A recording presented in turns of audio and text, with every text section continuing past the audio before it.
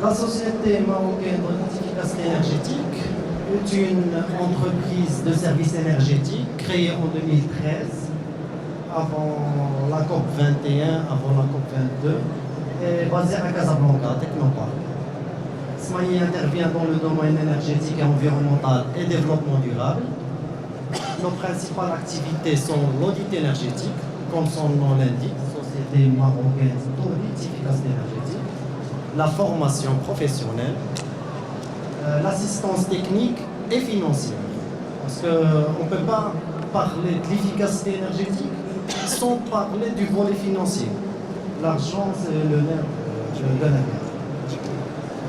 SMAI accompagne ses clients privés et publics dans la réalisation de leurs démarches énergétiques. Nos offres de services s'articulent autour de 3 piliers: l'audit et conseil, la formation professionnelle et l'expertise. L'audit énergétique. L'audit énergétique, l'étude approfondie des différents postes de consommateurs d'énergie, permet de mettre en évidence les gisements d'économie d'énergie et de déterminer les actions et les investissements envisageables pour exploiter au meilleur coût pour chaque entreprise. Pour cela, nous proposons la démarche suivante. Le processus de réalisation de l'audit énergétique est comme suit. On commence par la collecte des données. Les données de consommation énergétique sont les factures d'électricité, sont des mesures qu'on doit réaliser sur place. Ensuite, on passe vers l'étape de traitement des données et définition des rendements, et les pertes, comment réduire au maximum les pertes. Juste après, on identifie les améliorations d'efficacité énergétique, les solutions, c'est les améliorations relatives qu'on doit intégrer dans la partie maintenance et les améliorations qu'on peut intégrer dans la gestion énergétique du bâtiment ou bien de l'usine. Juste après, on prépare un rapport. Le plus important, c'est de faire valider le rapport par la direction générale de l'entreprise. Parce que le budget sera porté par la direction générale de l'entreprise. Et même l'audit, c'est déclenché par décision du directeur général. Ce n'est pas une action qu'on peut lancer comme ça, juste pour voir est-ce que les installations, ça va ou ça ne va pas. Mais c'est une décision de la direction générale.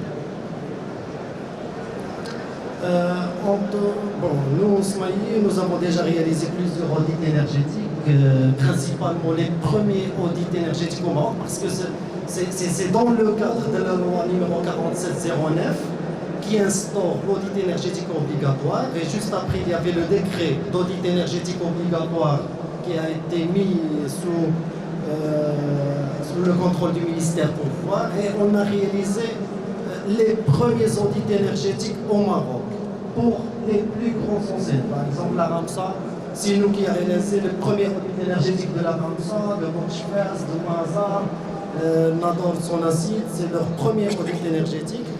Mais dans le rapport, qu'est-ce qu'on délivre comme résultat? Il nous faut un plan d'action d'économie d'énergie. Combien on peut réaliser l'économie d'énergie à travers ce diagnostic? Par exemple, pour les autoroutes du Maroc, on a réalisé 84% d'économie d'énergie. Et c'est possible. Avec équivalent à 66 000 dirhams, avec un investissement dès 2 000 millions de dirhams. Avec un temps de retour sur investissement sur 7 ans et demi. Pour une usine Coffee Cup à Atlantic Free Zone, à Mqrita, c'est encore plus rapide. L'industrie, c'est profitable. On peut réaliser un temps de retour sur investissement sur 5 ans. On a réalisé 20% d'économie d'énergie, équivalent à 2 millions de dirhams par an d'économie, avec un investissement de 10 millions de dirhams. Le temps de retour sur investissement, c'est 5 ans. On réalise aussi des formations professionnelles dans le domaine de l'efficacité énergétique. nous faisons partie du premier groupe des formateurs sur la RTCM. Les premières formations sur la RTCM, c'est nous qui avons réalisé ces formations pour le compte du cluster de l'efficacité énergétique pour les matériaux de construction. La RTCM, c'est la réglementation thermique de construction au Maroc. L'un des piliers de l'efficacité énergétique au Maroc, c'est la RTCM, construire des bâtiments qui respectent une réglementation thermique. Deuxième formation, c'est les outils, comment réaliser ça.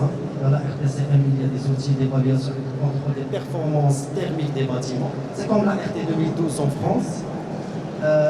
Troisième volet de formation en efficacité énergétique, c'est comment intégrer les énergies renouvelables dans le bâtiment. Quatrièmement, c'est pour ne pas faire d'audit énergétique, on peut réaliser un système de management de l'énergie au sein de l'entreprise. C'est ISO 58, la mise en place d'un système de management de l'énergie. L'un des plus grands consommateurs pour le public, c'est l'éclairage, l'efficacité énergétique dans le secteur d'éclairage public. Et bien sûr, il y a un grand gisement d'économie d'énergie dans l'industrie. On propose aussi l'efficacité énergétique dans l'industrie. Au Maroc, nous avons réalisé les premières, comme je vous ai dit, les premières formations avec l'appui de la coopération allemande internationale, c'est la GIZ, pour le compte du cluster de l'efficacité énergétique des matériaux de construction et pour le compte du cluster solaire.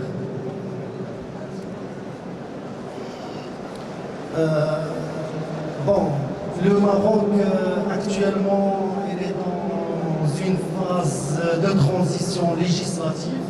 Les décrets sont toujours en cours d'élaboration.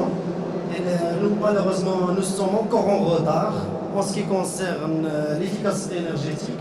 C'est pour cela pourquoi nous avons développé en voie au-delà du Maroc pour intégrer la vision royale d'aller vers l'Afrique et en assurant aussi des formations pour les dirigeants de certains pays africains comme le Niger, comme Burkina Faso. Parmi nos principales activités, la plus grande contrainte, c'est la haute qualité environnementale pour le compte de la CDG, c'est la SAS. On assure l'assistance à la maîtrise d'œuvre pour la construction et la réalisation de 17 équipements publics. On ne peut pas faire tout ça sans... Bon. Un volet qui est plus incitatif pour les entreprises, c'est d'avoir recours à l'argent. Comment on va financer un projet? Sinon, on doit l'inscrire dans le budget de l'entreprise. On doit attendre encore une année, ce qui crée un frein pour les entreprises. La réponse à cet obstacle, c'est Morcef. C'est une ligne de financement.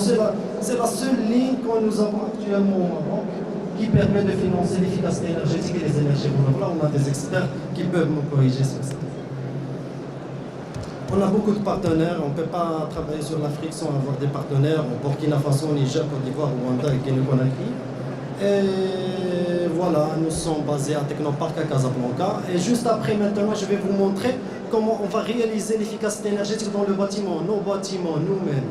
Comment on peut réaliser ça. Je vais vous montrer cette vidéo pour illustrer d'une façon simple, rapide. D'accord, tout de suite. Je ne sais pas où est ma présentation, elle est là, quelque part.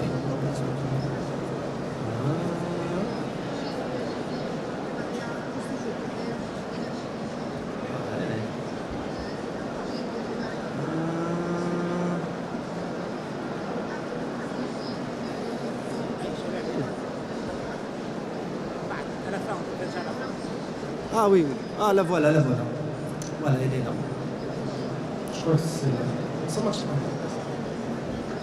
On présente la vidéo. C'est le VLC. La vidéo. Ah oui, c'est ça. Ah oui, la voilà. C'est pour illustrer rapidement comment on peut intégrer les mesures d'efficacité énergétique dans le bâtiment. C'est très rapide, c'est le BIPOS. C'est un bâtiment à énergie positive. La présentation, la vidéo elle est disponible sur YouTube depuis 2 ans. Nous présentons une villa qui produit plus d'énergie que l'on consomme. On fait l'accompagnement de l'étude de faisabilité, de l'idée jusqu'à la réalisation. Et là, c'est illustratif. C'est une vidéo que j'ai réalisée avec Google SketchUp et un peu de logiciel de vidéo. Alors, on utilise des arbres caducs pour protéger contre les apports solaires, une casquette solaire pour réduire au maximum l'apport de l'énergie solaire. Pergola pour favoriser l'aération et diminuer au maximum l'apport de l'énergie solaire sur les pièces qui sont à sud. Dans les parois, on utilise l'isolation thermique. Entre les deux doubles parois, on insère un isolant. Même sur la toiture, on insère un isolant qui permet de réduire les apports thermiques sur la toiture. Les principaux déperditions, c'est souvent au niveau de la toiture. Au niveau du vitrage, on utilise du double vitrage qui permet d'augmenter le U. La menuiserie, on utilise une menuiserie qui permet de réduire au maximum les déperditions thermiques. Et tout ça, l'isolation thermique, et d'adopter la RTCM, ça nous permet de réduire les apports en chauffage et en refroidissement. Ça, ce sont des solutions passives qui touchent directement les parois des bâtiments. Maintenant, on va passer sur les solutions actives qui sont alimentées par l'électricité. L'éclairage, on peut utiliser l'éclairage à LED. Au lieu d'utiliser l'éclairage à incandescence, on peut utiliser l'éclairage à LED. Ce sont des actions qui sont très simples, mais qui sont mal employées chez nous au Maroc. Classification énergétique, on vient d'adopter une classification énergétique au Maroc. Au niveau des équipements électroménagers, on peut opter pour le A3+, au lieu d'opter pour le A. Et le B ou le C sur la classe énergétique. Pour nos chambres sanitaires, il consomme beaucoup d'énergie. On peut opter par exemple un chauffe-eau solaire. Et là, dans ce salon, vous pouvez voir plusieurs fournisseurs qui fournissent plusieurs types de chauffe-eau solaires. Pour l'éclairage extérieur, on peut utiliser des lampadaires solaires autonomes avec batterie au lithium intégré.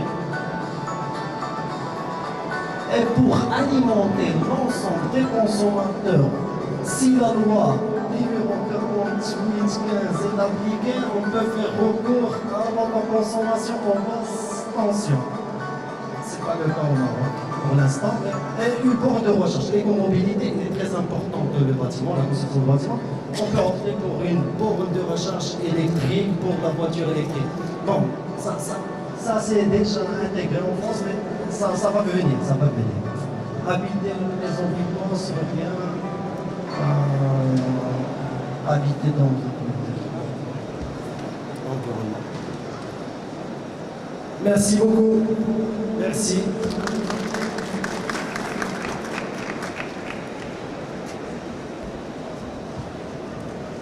Je sais pas.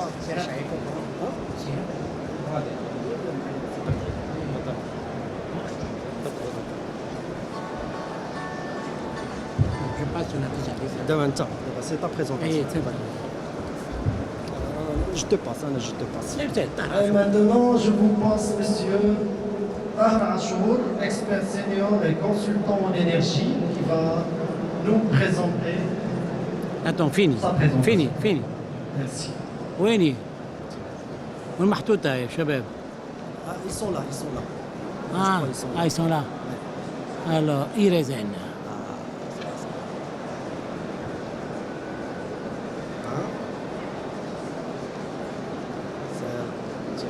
Voilà, merci. Rebonjour tout le monde. Merci pour votre présence. Ça fait chaud au cœur. Bien. Moi, je vais intervenir sur la notion de développement durable via l'efficacité énergétique pour les pays d'Afrique entière.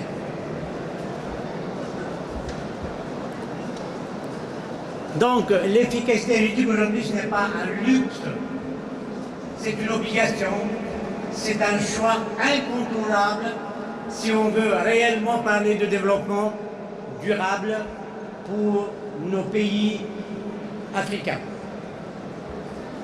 À partir de ce concept, je me permets de vous voir un peu ce fameux continent africain et ses paradoxes. D'un côté, l'Afrique fait à peu près 30 220 000 km². Et on s'amuse à calculer la surface totale occupée par ces pays, Chine, USA, Inde, France, Europe, Espagne, tout ça jusqu'à la Norvège. Eh bien, on va être étonné. Tous ces pays-là totalisent 30 108 000. Pour vous dire que l'Afrique, ce n'est pas un continent, c'est une sous-planète pour moi. Alors, avec cette surface, il y a beaucoup de choses à voir et à dire. Donc, c'est un continent qui est riche en sous-sol, dans les airs, par le soleil et le vent, et en sous-sol par toutes les richesses d'hydrocarbures et autres, et minerais de tout genre. Mais de l'autre côté, ça c'est la face rayonnante de l'Afrique, mais de l'autre côté, malheureusement, il faut le dire, il y a un paradoxe énorme, une forte démographie en Afrique. 60% de la population a moins de 30 ans, c'est une richesse aussi, et il faut l'exploiter. Forte dépendance aux combustibles ligneux, c'est-à-dire destruction des forêts, bois et charbon de bois. Très faible niveau de consommation par tête pour les énergies conventionnelles. Très faible taux d'accès à l'électricité. En Afrique, aujourd'hui, il y a encore 65% de la population qui n'a pas d'électricité chez elle. Niveau élevé de l'intensité énergétique, et on va dire ce que c'est. Modeste industrialisation. On dit modeste, c'est modeste à l'échelle africaine. Bien sûr, il y a certains pays qui ont pris de l'avant. Mais si on prend le continent entier, on est encore très en retard. Et très faible pénétration, bien sûr, des énergies renouvelables. Mais de l'autre côté, nous avons un taux moyen de croissance qui n'est pas mauvais. Il y a certains pays qui ont même un taux à double chiffre. Ceci, il ne faut pas se leurrer. Et on va le voir. Ce taux n'est pas dû à des choses concrètes. Il est dû simplement aux hydrocarbures, aux minerais que ces gens-là font exploiter ça par les autres, ils les vendent. C'est dû aux services.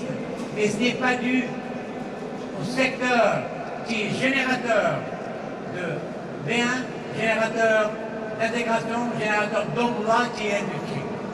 Donc c'est là où le bas blesse et c'est là où l'Afrique doit faire le maximum.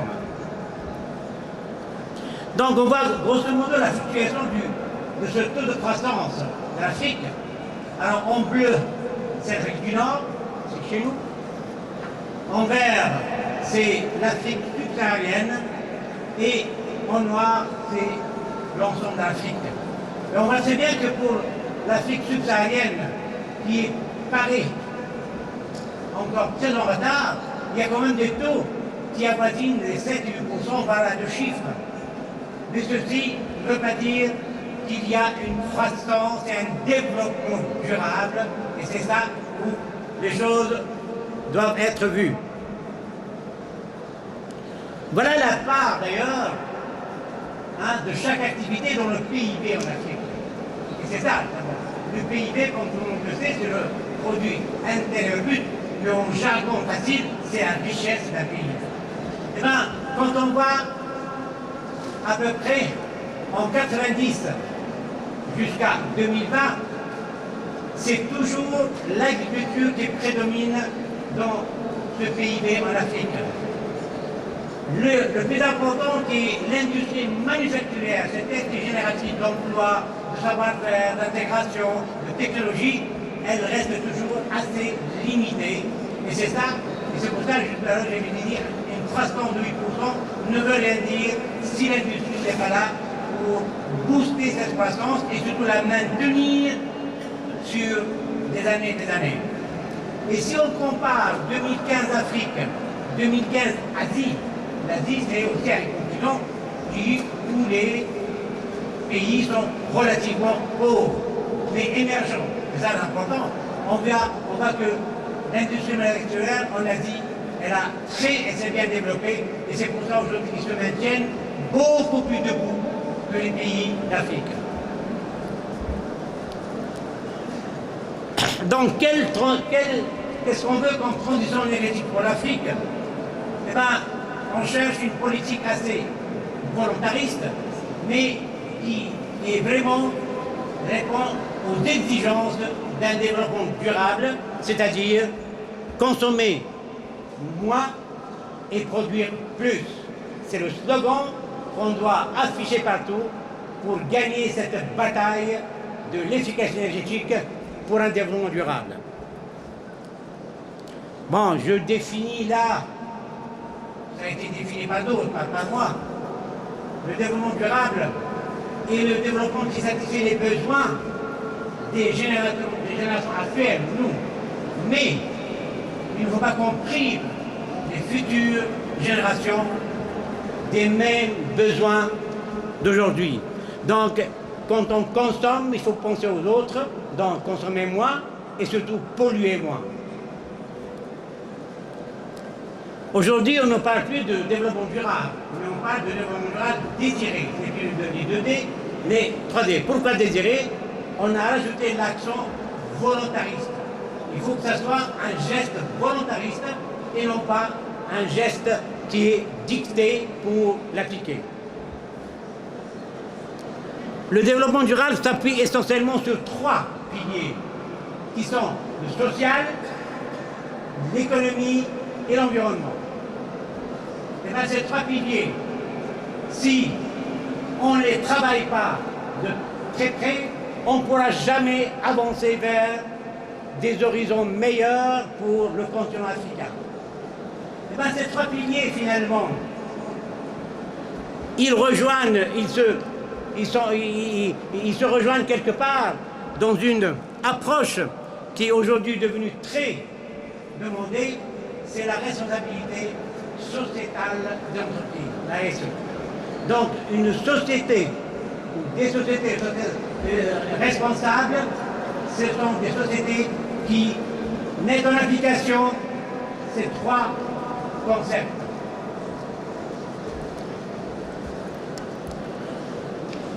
Il ne faut pas simplement agir localement, mais il faut penser globalement, parce que la pollution n'a pas de frontières. Et c'est ce qui s'est passé d'ailleurs en Europe. Ils se sont développés énormément au détriment des autres continents. Ils ont trop consommé et ils ont trop pollué.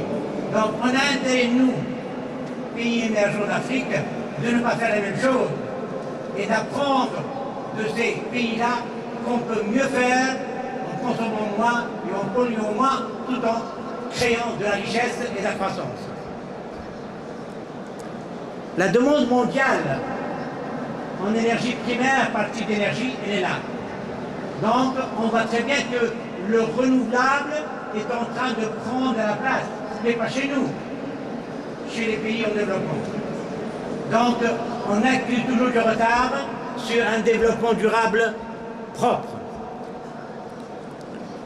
40% de la consommation mondiale d'énergie primaire est dédiée à la production de l'électricité, l'électricité étant le moteur essentiel pour le développement de l'industrie.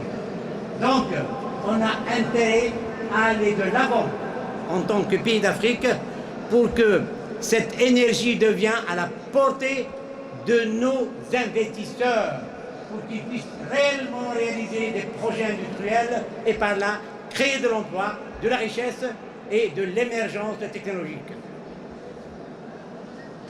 La consommation d'énergie par région, et c'est malheureux de le voir, mais d'un côté, il faut voir, plutôt considérer le verre à moitié plein, c'est-à-dire qu'il y a un potentiel en Afrique pour effectivement la faire développer, puisque on part de pratiquement zéro. Mais avant d'y aller, il faut se mettre dans la tête qu'il n'y a pas 36 000 solutions, c'est le développement durable par l'économie d'énergie et par la dépollution et par effectivement la croissance industrielle. Donc, je tique ici l'Afrique et on voit très bien que vraiment les choses avancent, mais très très lentement. L'évolution de la demande d'énergie maintenant, à l'échelle, par région, et on voit très bien que d'ici 2030, on projette que les pays en voie de développement, que ce soit l'Afrique ou l'Asie, vont pouvoir aller de l'avant en matière de consommation énergétique. Donc, on a intérêt à consommer pour produire, mais consommer mieux et non pas consommer n'importe comment. L'évolution de la demande par habitant, on voit très bien que la consommation grimpe et la production se tarit par le tarissement d'énergie fossile mutuellement. Donc ce vide en verre qui est là, il faut qu'on le remplisse. Et on a intérêt à le remplir par de l'efficacité énergétique et par le recours aux énergies renouvelables. Le constat, il est alarmant, mais en même temps il est positif parce que ça va nous booster vers l'avant. Donc l'Afrique ne représente que 6% de la consommation mondiale d'énergie et son accès à l'électricité reste relativement faible. En plus, l'énergie consommée fait souvent l'objet de pertes importantes de gaspillage.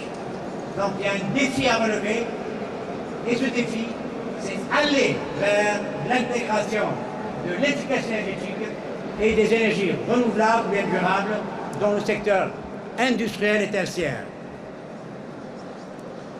Et pour y aller, il n'y a pas 38 000 chemins. Il y a la maîtrise d'énergie. Notre ami vient d'en parler. Et cette maîtrise, elle a deux vecteurs, l'efficacité énergétique et le renouvelable. Que doit faire l'Afrique alors pour maîtriser sa consommation d'énergie tout en maintenant une croissance? On ne veut pas se limiter à la consommation pour dire on a économisé tout en restant à la traîne. On veut avancer, faire de la croissance économique et industrielle, mais tout en consommant moins. Un choix énergétique de politique sans ambiguïté. Nos politiciens doivent être volontaristes et doivent appuyer ces démarches. Une gouvernance sans faille pour prioriser la maîtrise d'énergie, de l'information, de la communication et de l'encouragement.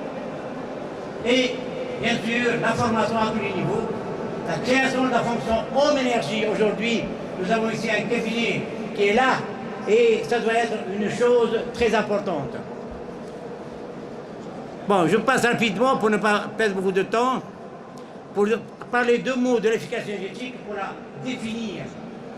Aujourd'hui, il y a une phrase que j'ai répétée 1000 fois dans ma vie, qui dit que la première énergie renouvelable est celle qu'on évite de consommer. 1 kilowattheure que vous économisez aujourd'hui, il va vous servir le lendemain. Donc, vous avez fait du renouvelable sans le vouloir. Donc, commençons par cette approche d'économie d'énergie par l'efficacité énergétique. Et je passe rapidement. Donc, il faut la mesurer, cette efficacité.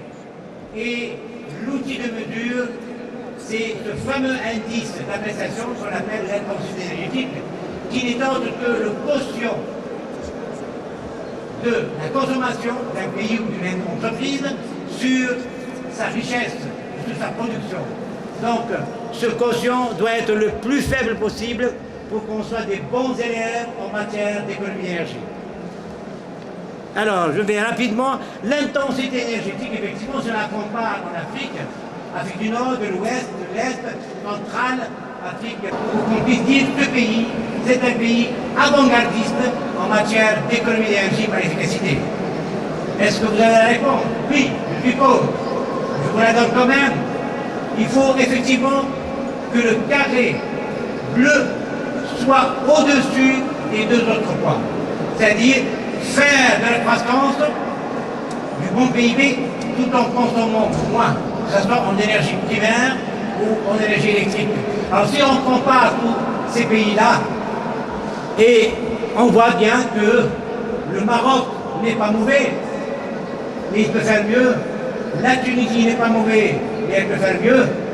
Et tous les autres pays du Grand Maghreb, l'Afrique du Nord, eh ben, sont en train de gaspiller de l'énergie, soit parce qu'ils sont producteurs à outrance, tels que la Libye et l'Algérie, soit qu'ils ne font pas attention à ce qu'ils font, et c'est la catastrophe.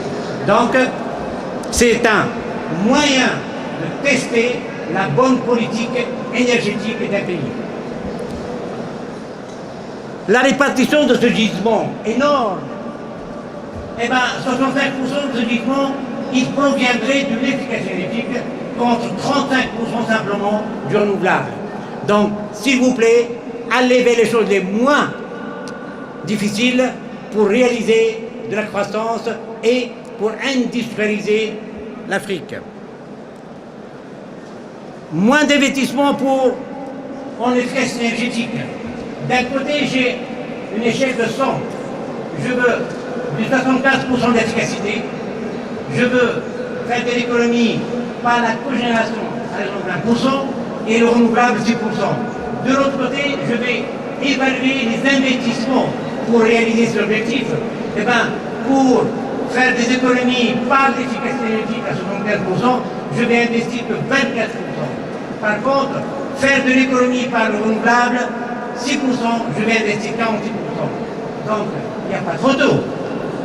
Il faut aller au moins cher. Donc, il est beaucoup moins cher d'investir dans l'efficacité énergétique tout en gagnant sur l'économie d'énergie que d'aller en priorité sur les renouvelables. Commençons par ça et allons vers les renouvelables après. Bon, l'économie d'énergie, chers amis, je sais faire, vous savez faire. Mais est-ce que nous devons s'arrêter là? Eh bien non. Nous nous engageons sérieusement pour la faire. Et c'est là où le développement devient un développement durable désiré et non pas un développement durable tout court. La mission d'énergie, elle est là rapidement, je passe parce que pour vous embêter. Bon, j'ai mis là une femme pour ne pas blesser les jeunes filles et femmes ici, parce que quand on dit homme et avec un grand H, femme ou homme, c'est kiff-kiff. Et je dis même que la femme, elle est plus économe dans ce domaine-là. Le management de l'énergie passe vite, puisque ça a été dit plus ou moins, mais ça concerne tout le monde. Celle du management au sein d'une entreprise, car ça concerne tous les cadres de l'entreprise, sans exception. L'homme énergie, il a besoin d'un outil qui s'appelle le monitoring. Aujourd'hui, adieu les compteurs d'énergie, adieu le comptage manuel. Aujourd'hui, il y a une technologie smart grid qui nous permet d'être complètement très proche de tout ce qui se passe dans l'entreprise, moyennant un système de monitoring qui va nous aider et aider le chef d'entreprise d'aller vers les solutions économes en énergie. Donc, c'est ce système-là, je passe rapidement. Donc, l'approche efficacité énergétique intègre la cogénération et intègre les énergies. C'est pour ça qu'elle coiffe tout ce monde-là. Et pourtant, malheureusement, on a tendance à parler plus de ce qui se passe en renouvelable et d'oublier l'essentiel, la racine qui est efficacité énergétique. Donc, elle englobe la cogénération, comme elle englobe aussi les différentes énergies renouvelables. Ben, cette image qui paraît être négative, eh bien non, il faut la voir du côté positif.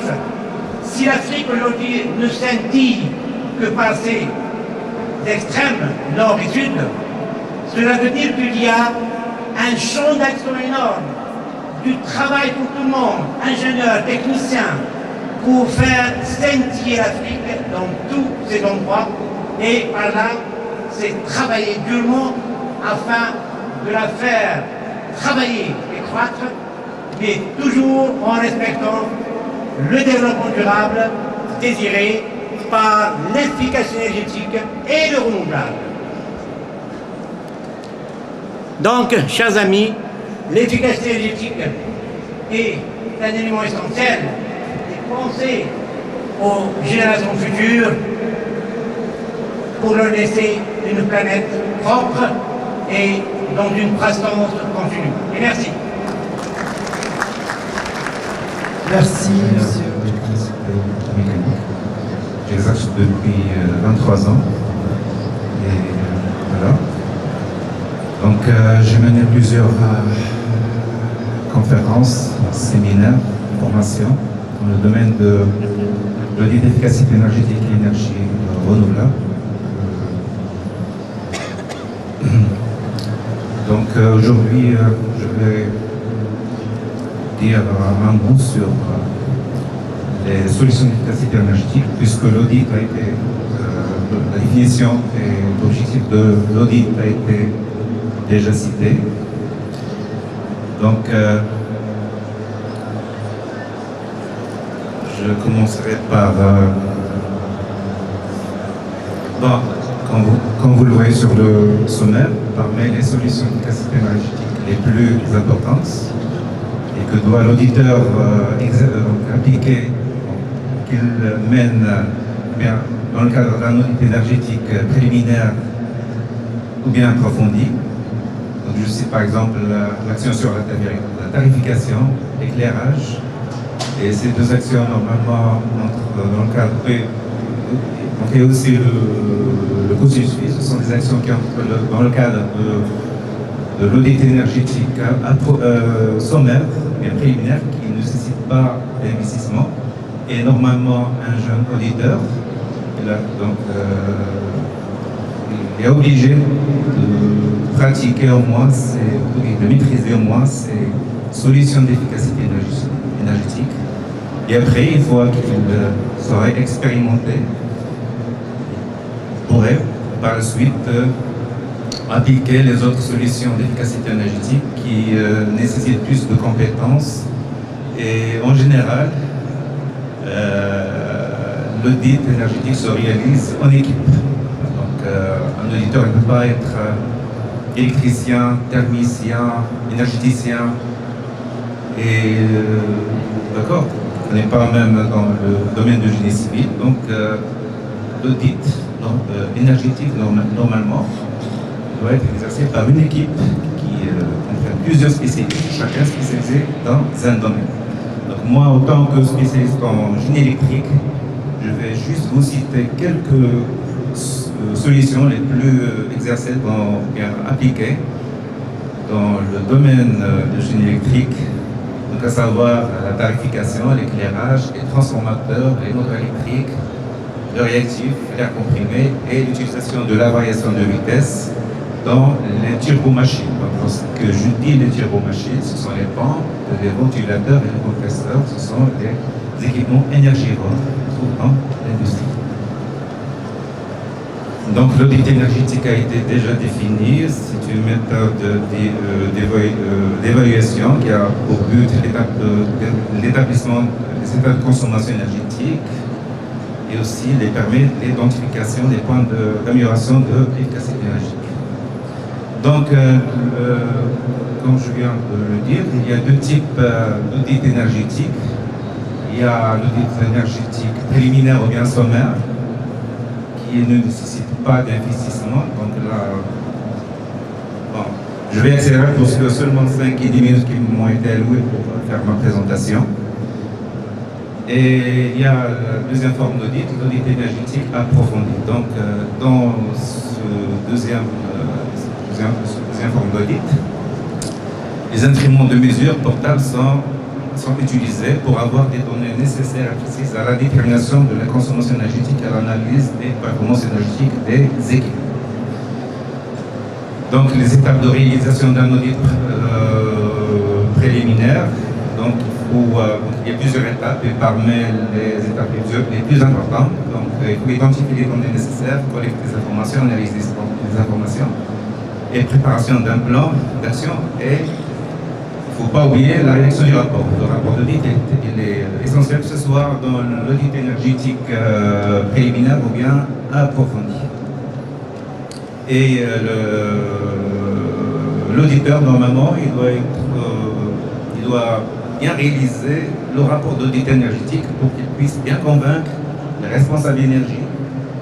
Hein, et surtout, c'est au Maroc, il y a des responsables, donc dans la plupart des usines industrielles, les responsables d'énergie, normalement, ils ne disposent pas de très bonnes compétences pour qu'ils comprennent, pour qu'ils soient convaincus. Hein. Donc là, l'auditeur doit trouver une bonne méthode pour qu'il puisse convaincre le responsable, donc le maître d'ouvrage, bien le responsable d'usine, pour qu'il puisse lui donner le feu vert, appliquer les solutions d'efficacité énergétique les plus consistantes. Alors, pour l'audit énergétique approfondi, donc il faut visiter le site, hein, il faut visiter tous les conduits, tous les ateliers, donc il faut une visite très détaillée. La deuxième, c'est la réalisation de plan de mesure, analyse des mesures, identification des projets, et préparation des plans d'action, et le rapport d'audit, avec notre synthèse, et présentation des résultats. Alors, oui, donc les instruments de mesure sont nécessaires. Donc là, l'auditeur normalement, si c'est un auditeur qui est jeune, donc si c'est un jeune auditeur, donc les appareils mesure nécessaires, donc il dispose au moins d'une personne paramétrique, analyseur de réseau, appareil thermographique. Sinon, si c'est un auditeur qui est invité à réaliser un audit approfondi, alors on doit disposer de plusieurs appareils mesure qui peuvent mesurer la température, le débit, la pression, gaz, électricité, analyse de l'eau, etc. Donc là, je vais être très bref pour parler des solutions d'efficacité énergétique appliquées au système électrique. En premier lieu, il y a l'action sur la tarification. Donc la tarification, on est électricien ou bien thermicien ou bien énergéticien, c'est très facile. Donc, mais pour bien agir sur la facture, il faut comprendre, ça veut dire la puissance active, réactive, la puissance apparente. La puissance active, c'est toute puissance qui convertit en travail réel. La puissance réactive, c'est une puissance magnétisante qui sert seulement à magnétiser le circuit magnétique des machines tournantes. Donc, il n'est pas demandé à être consommé en grande quantité. D'accord. Et la puissance apparente, c'est la puissance souscrite, hein, donc parce que le contrat qui est défini entre le consommateur et l'ONE, donc, il est défini en kVA. La puissance souscrite, il est en kVA. Donc, dans ce flux d'énergie que vous demandez, vous devez consommer le maximum de puissance active. Sinon, donc, il va y avoir le réactif qui va être, donc il prendra la place. Donc,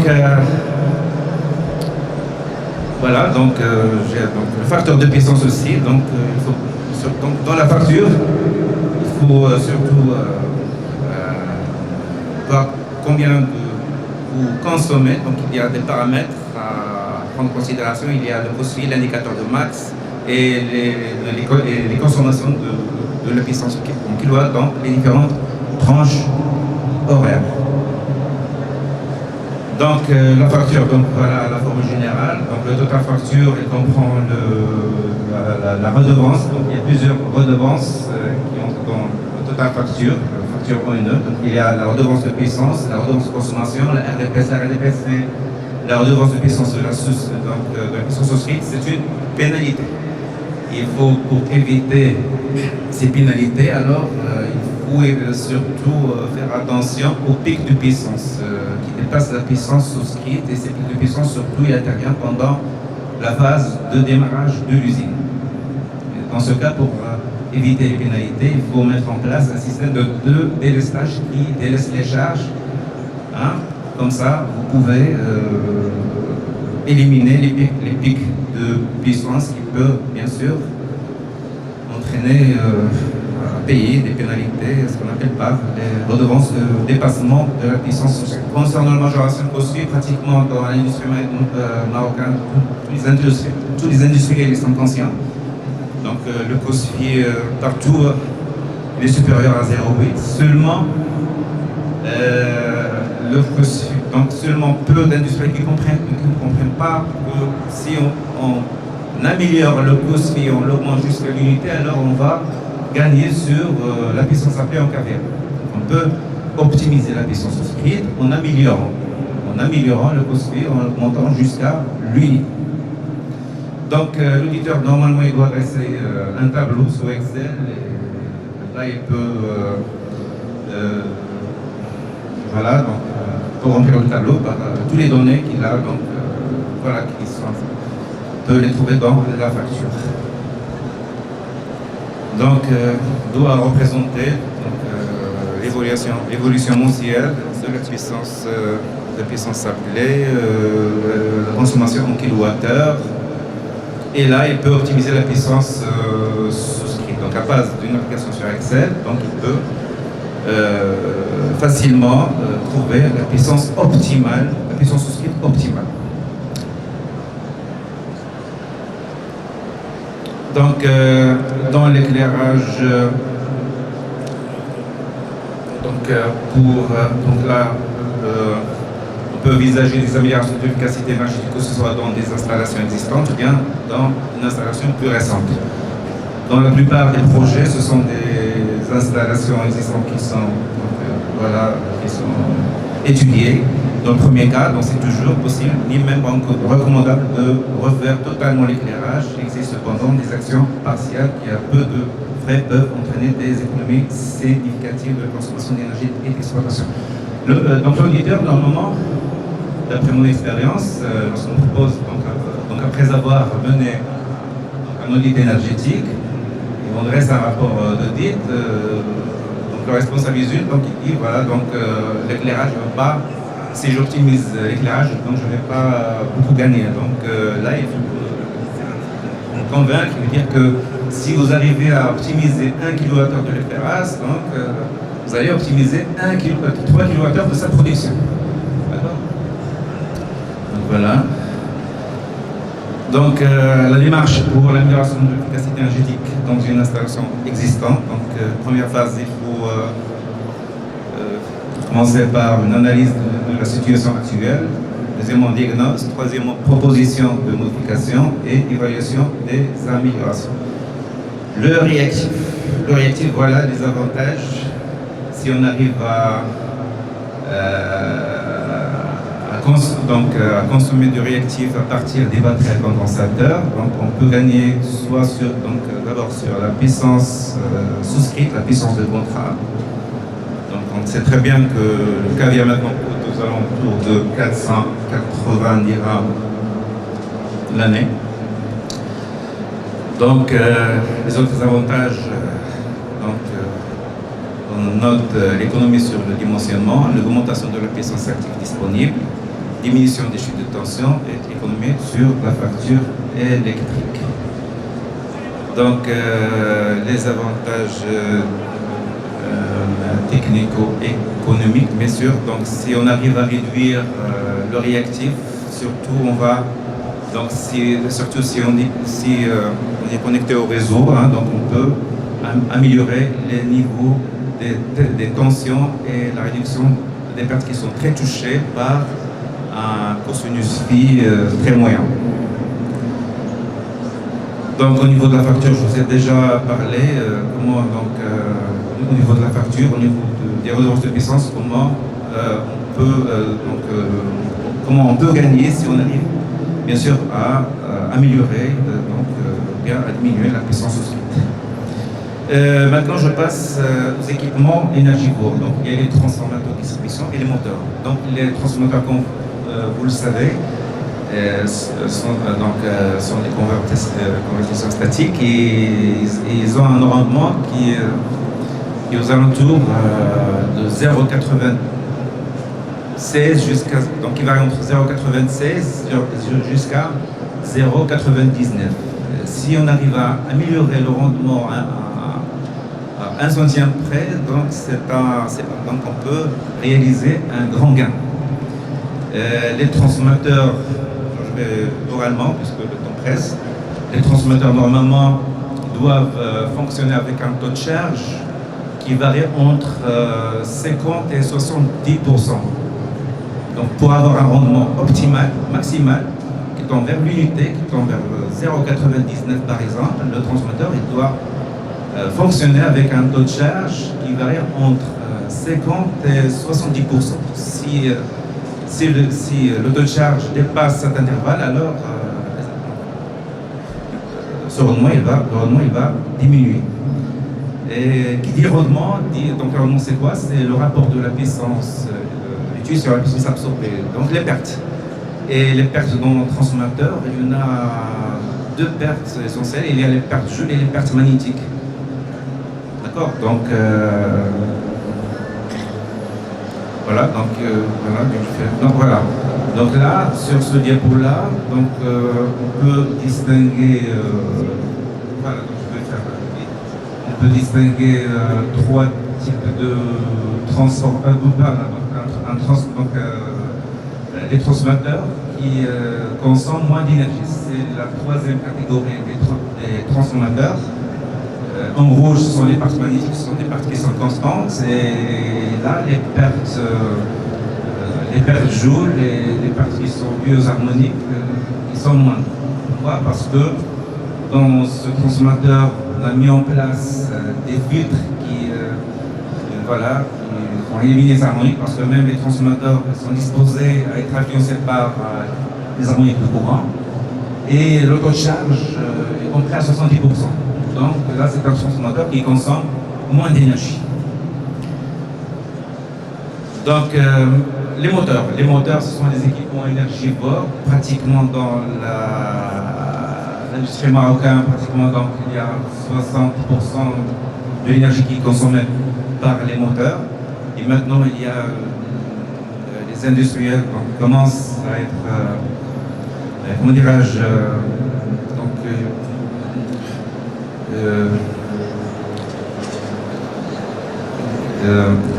il y a maintenant l'apparition des moteurs à très haut indice d'efficacité, ou bien les moteurs à haut rendement, ou bien comme les appelle ça, donc, ou bien en Amérique, ils sont appelés les moteurs éco ou bien super éco-énergétiques. Ce sont des moteurs qui possèdent un très haut rendement. Le rendement, il peut aller, le rendement de ces moteurs, de ces nouveaux moteurs, est maximal. Et voilà, donc si on arrive à remplacer les moteurs standards par les moteurs à haut rendement, donc on peut arriver à réaliser un grand gain en matière d'énergie électrique. Donc là, peut-être je peux vous envoyer disposer de cette présentation. Donc là, l'explication des différentes pertes. Hein. Donc, bien sûr, vous allez poser la question quelle est la différence entre un moteur à haut rendement et un moteur standard. Moteur à haut rendement, les pertes sont réduites. Il y a le matériau, donc les pertes magnétiques, surtout il y a le matériau et les tôles. Donc, il est fabriqué avec des tôles qui possèdent un épaisseur très très étroit. Et le matériau qui constitue le stabilisateur est réalisé par un matériau de très haute qualité. Voilà, donc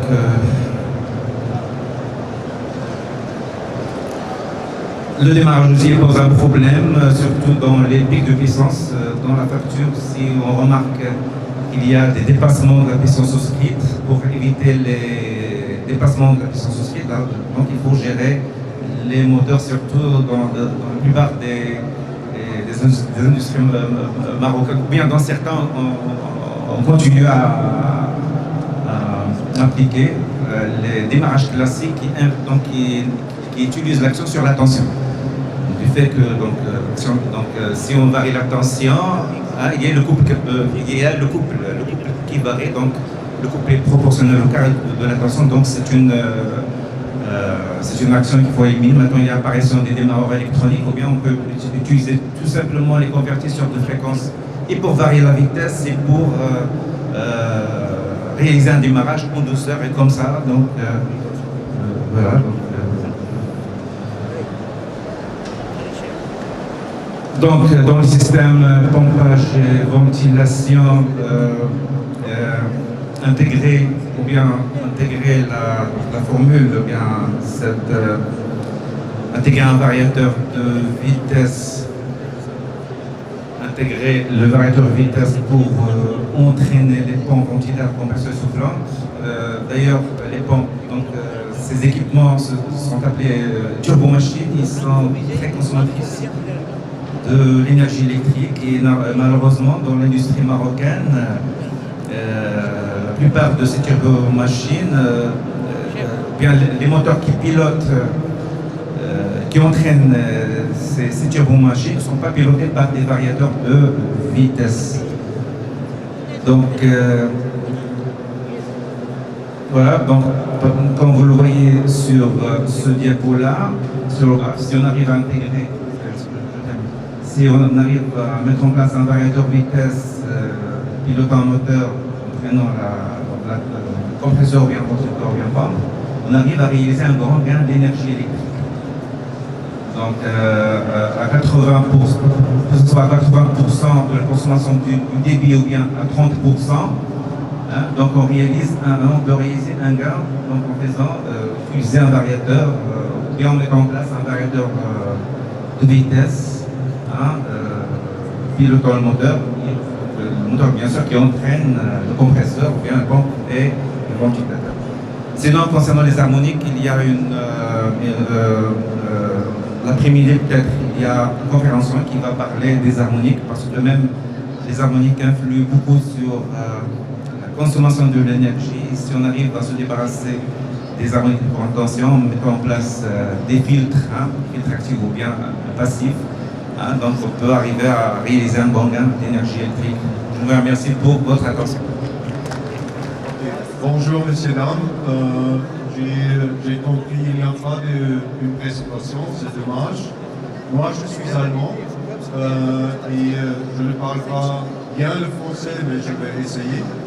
Alors moi je représente une société qui s'appelle SolarEdge et nous sommes un fournisseur des onduleurs. Et nous sommes un fournisseur des onduleurs très spécial, très spécifique, parce que nous prenons des optimiseurs par panneau.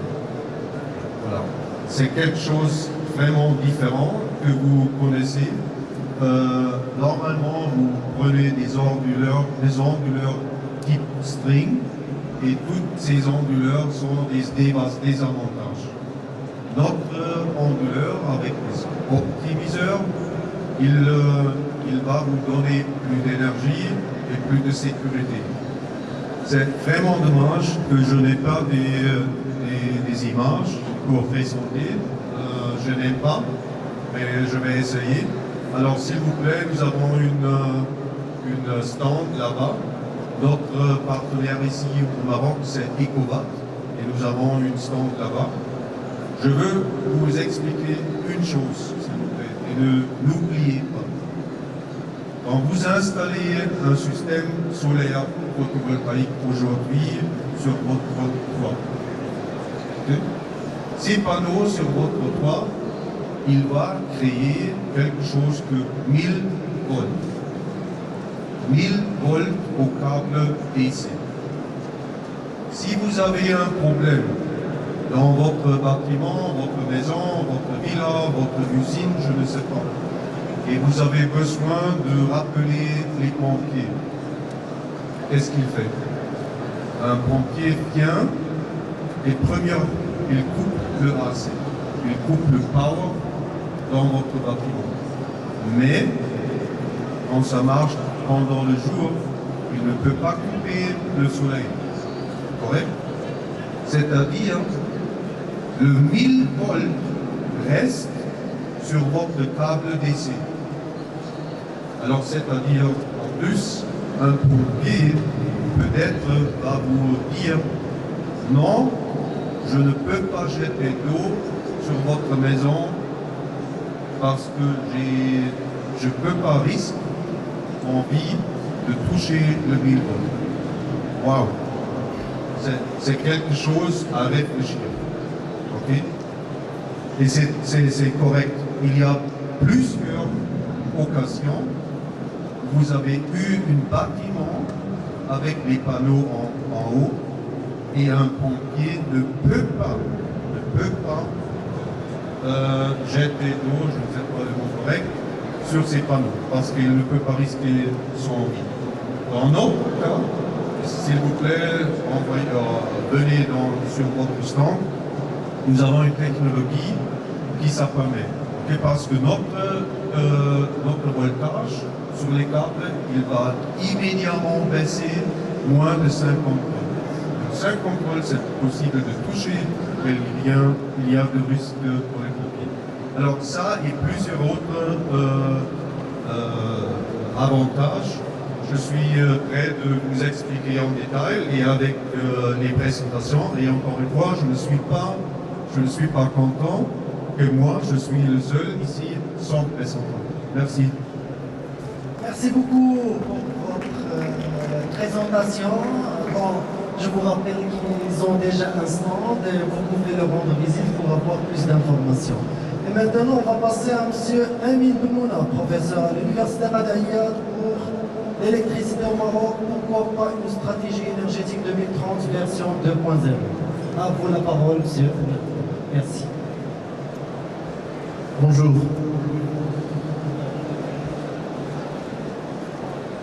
On va commencer par... on va voir qu'en fait, la stratégie énergétique du Maroc a 10 ans d'âge aujourd'hui.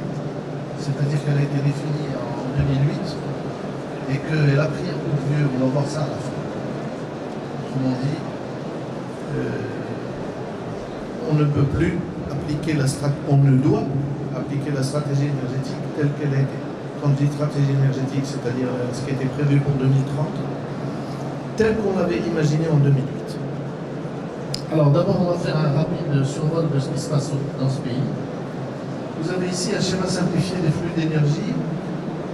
Vous avez en gros le charbon, le pétrole, le gaz naturel, le salaire industriel aussi, qui est très rarement cité, l'hydraulique, l'éolien et le solaire, qui vont donner ce qui est produit localement au Maroc, qui représente très peu, c'est-à-dire 1472 kilotèmes, c'est-à-dire 1,47 million de tonnes équivalent pétrole. Lorsqu'on retire de cela ce qui est l'usage propre des centrales et le pompage par step, on obtient un produit net qui est encore plus faible de 1,3 million de tonnes d'équivalent pétrole. Lorsqu'on ajoute à ça ce qui est importé, on passe de 1300 à 2 millions de tonnes d'équivalent pétrole, pardon, à 20 millions de tonnes d'équivalent pétrole, ce qui est notre consommé net. Bon, nous en exportons très peu, alors nous sommes des chiffres de 2007, et on voit la répartition de ce qui sort, finalement. Le résidentiel prend aujourd'hui environ 27%, à parité pratiquement avec le transport qui consomme 26,9%. Et ensuite vient le secteur secondaire qui consomme 23%, puis le primaire et en dernier le tertiaire. Consomme un peu moins de 10%. Alors voici un schéma de ceux qui permettent d'établir ce qu'on a vu tout à l'heure. C'est-à-dire c'est un schéma de décomposition de l'énergie totale en combustible. En fait, en réalité, ce schéma-là se présente de gauche à droite, mais en réalité, quand on les fait de droite à gauche. C'est-à-dire on part des combustibles. Vous voyez, j'ai laissé exprès à droite tout en haut l'essence ordinaire, feu l'essence ordinaire, hein, ceux qui ont conduit des R4, comme moi, savent qu'elle a existé cette essence ordinaire, mais qu'elle a disparu de nos pompes à essence depuis maintenant quelques années. Et donc, elle est restée là parce que c'est un canevas qui permet de faire des années qu'on souhaite. Alors donc, l'essence ordinaire, l'essence super, l'essence d'avion, le gasoil qui soit utilisé pour l'électricité ou pas, le butane. Selon ce pourcentage dont je viens de parler, il est là en évolution dans le temps. Vous voyez que dans les années 80, nous consommions moins de 30% d'électricité, alors que nous sommes aujourd'hui à plus de 42%. Alors ceci peut paraître spectaculaire, mais en réalité, en 2008, on croyait qu'on irait beaucoup plus loin. On croyait qu'aujourd'hui, on serait à 45 ou 46%, ce qui est faux. Bien, et pourquoi en est-on venu à avoir une partie électrique qui est beaucoup plus importante que la partie non électrique, enfin, qui a augmenté plus que le reste? C'est tout simplement à cause de l'électrification rurale, et vous voyez en haut à droite l'évolution du taux d'électrification et du taux d'abonnements ruraux, tous les deux. Vous voyez qu'il y a maintenant 20 ans, le Maroc avait été environ à 18% de taux d'électrification rurale et que nous sommes aujourd'hui à plus de 99%. Et que le taux d'abonnement rural a dépassé les 80%, c'est-à-dire 80 et quelques pourcents de la population rurale a aujourd'hui l'électricité chez elle. D'accord? C'est pas accessible, autrement dit, il n'y a que un peu moins de 20% qui n'ont pas d'électricité à domicile aujourd'hui. En monde rural, hein. En ville, ce taux est beaucoup plus élevé. Donc voilà, alors ce qui est sympathique dans ces chiffres, c'est qu'ils sont validés même par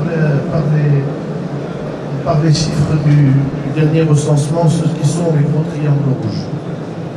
Alors, la carte que vous voyez ici en bas à gauche, c'est le taux d'électrification rurale des pays en fonction du pays en question. Et vous voyez que le Maroc est passé dans le club des grands, c'est-à-dire qu'on est en bleu foncé. Il y a encore 15 ans, lorsqu'on montrait ce genre de carte, le Maroc était blanc, jaune clair, c'est-à-dire que nous avions un taux d'électrification rurale inférieur à 20%. C'est une des performances qui ont été faites, même si, effectivement, on en paye le prix. Le pays en paye le prix.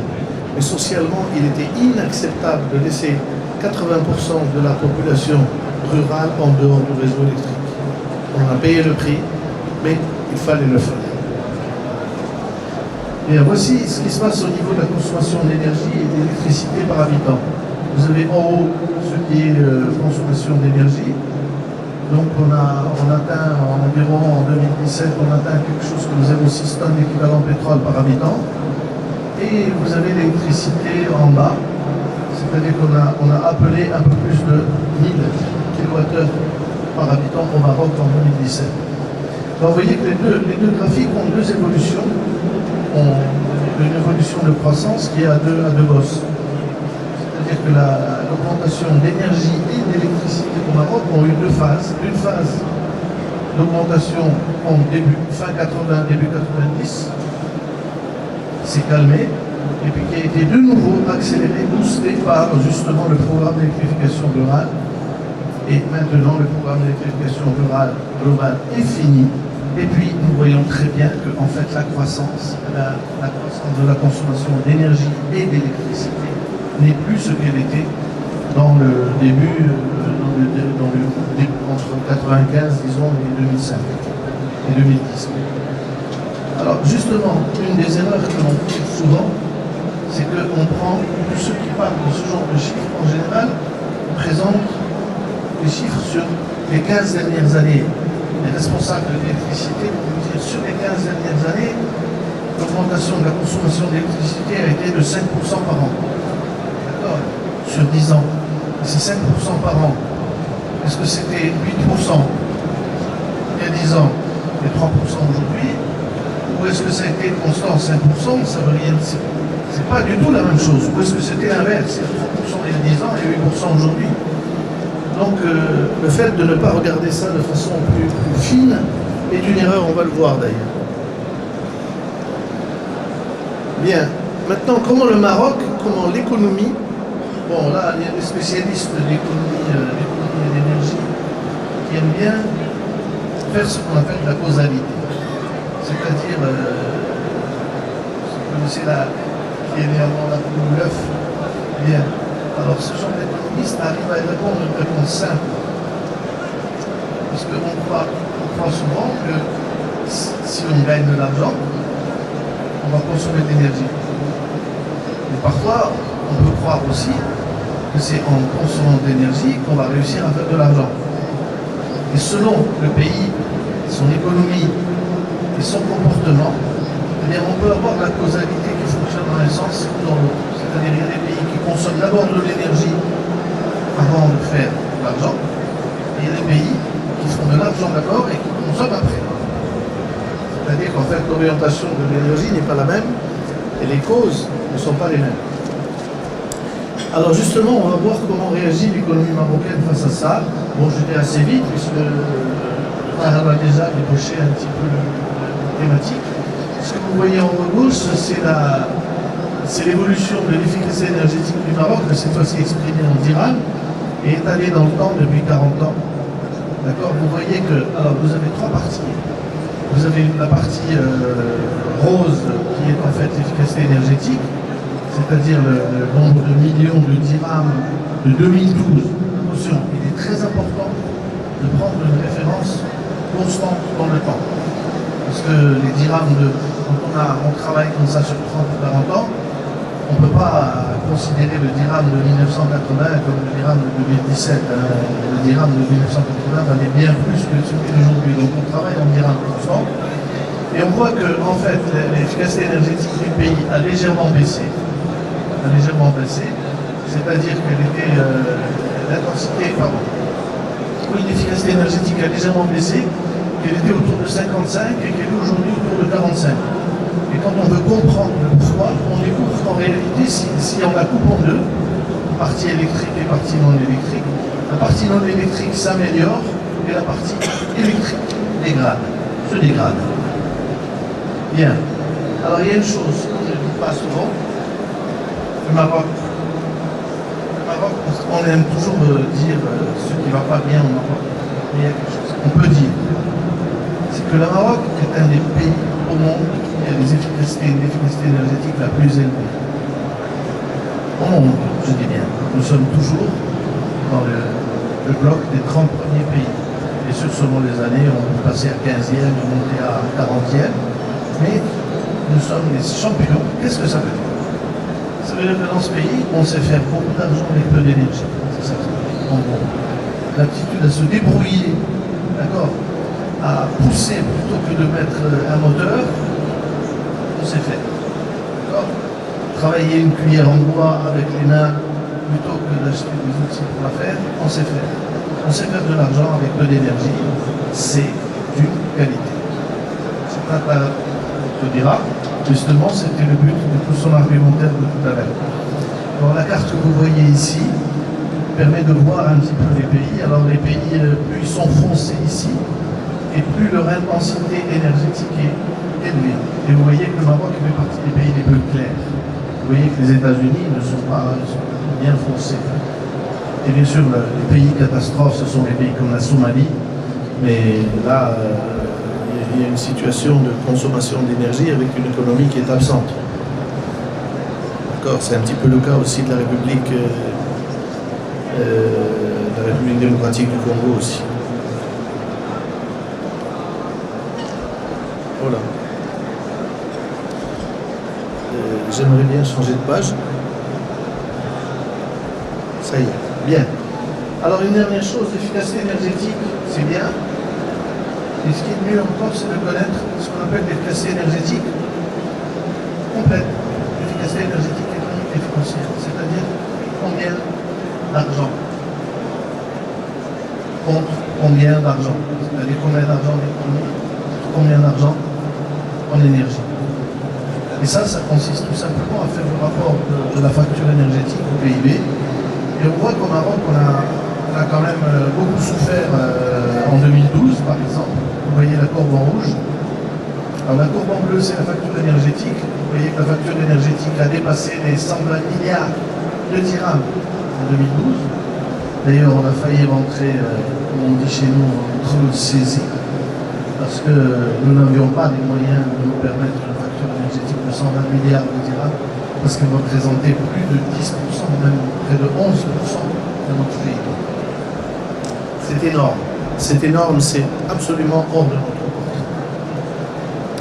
Alors pour l'année 2018, les chiffres, je les ai vus récemment, les chiffres sont à peu près normaux, c'est-à-dire que nous allons nous en sortir avec un 6, entre 6 et 7%, ce qui est beaucoup, c'est vrai, c'est-à-dire 6 ou 7% sera absorbé par notre facture de PIB, par notre 6 ou 7% de notre PIB sera absorbé par la facture énergétique.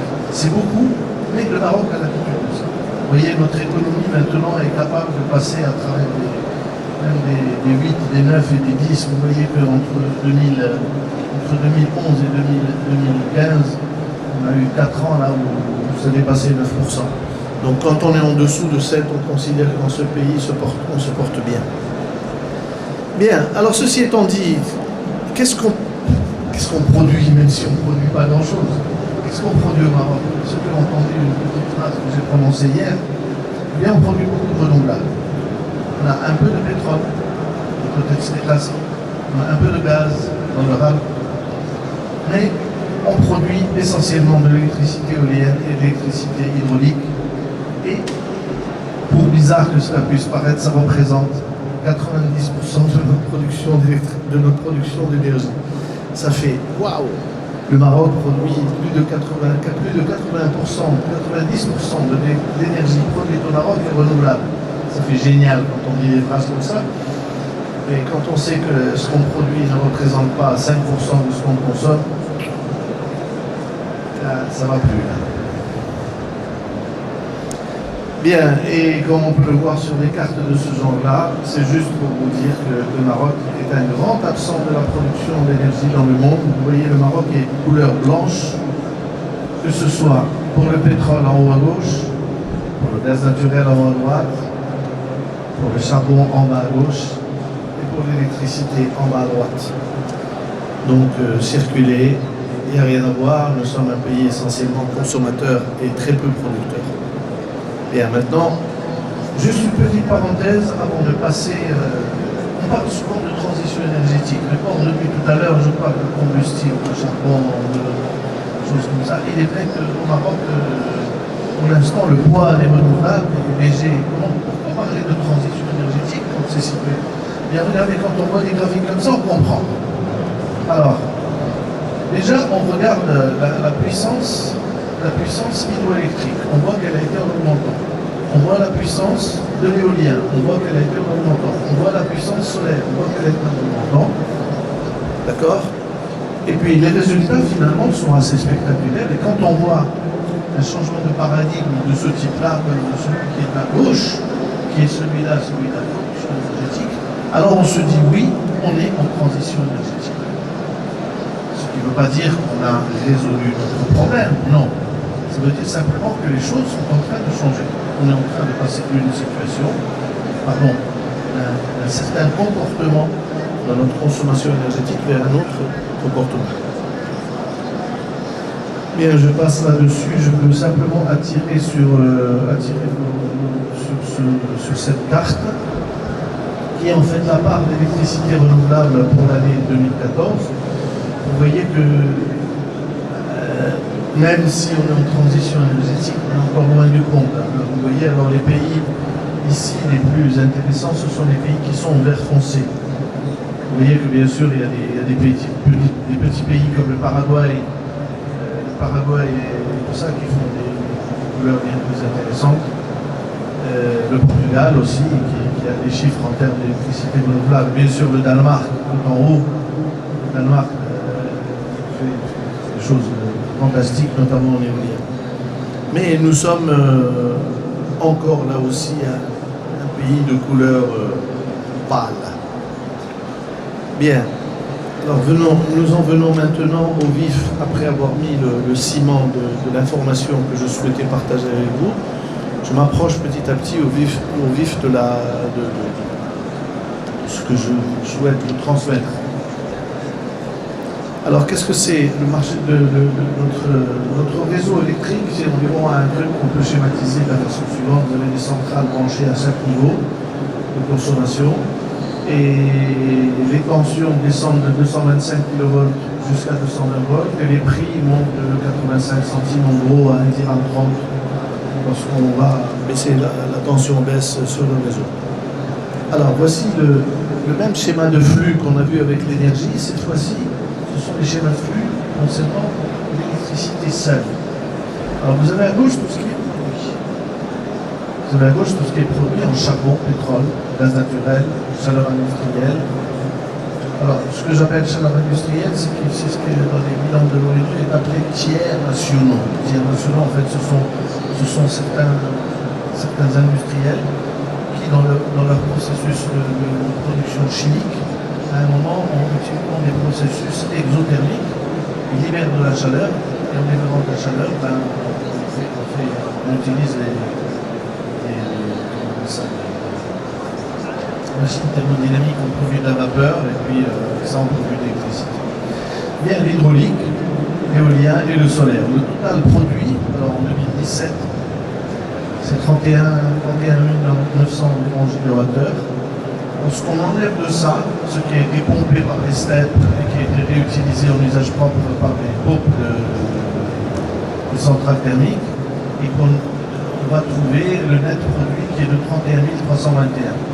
Si on ajoute à ça ce qui a été importé, qui est de 6 000 gigawattheures, on trouve, et qu'on enlève ce qui a été exporté, qui est de 161 gigawattheures, on va atteindre 37 200 net injectés. C'est ce chiffre-là qui est là-bas, qui est à ce niveau-là, qui est très important. C'est le net injecté. Après, une fois qu'on a injecté de l'électricité, il y en a une partie qui s'en va, qui est perdue, qui représente environ 5800 gigawattheures. Attention, regardez bien. La quantité renouvelable produite qui est en crise ici, elle représente 5016 gigawattheures. Et les pertes représentent 5807 gigawattheures. Ça veut dire qu'on a perdu dans notre réseau électrique plus. En 2017, on a perdu plus d'électricité qu'on a produit d'énergie renouvelable.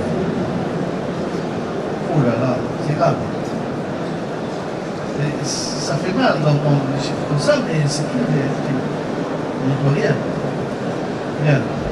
Et c'est un problème, effectivement, de rendement de réseau. Le réseau, à cause de l'électrification rurale, on a amené le réseau de plus en plus loin, et en allant de plus en plus loin, on a perdu de plus en plus d'énergie. D'ailleurs, pas seulement en pertes techniques, il y a aussi des pertes dites non techniques. Et cette électricité vendue, alors on peut la découper en deux parties. Soit on la découpe en niveau de tension, la partie très haute tension, moyenne tension, basse tension.